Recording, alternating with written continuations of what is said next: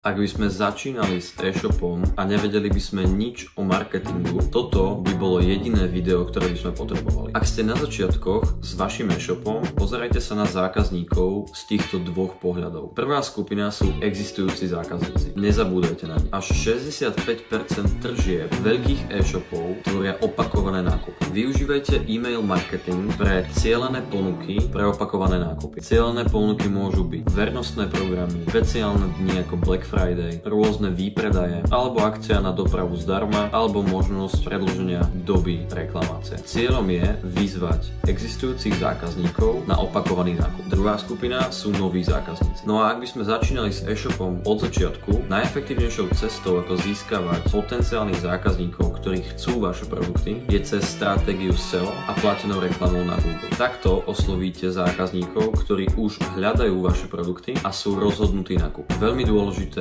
je nastaviť správnu SEO stratégiu a to sme rozobrali v inom videu na našom profile. Tak si ho choďte pozrieť a vložte si ho.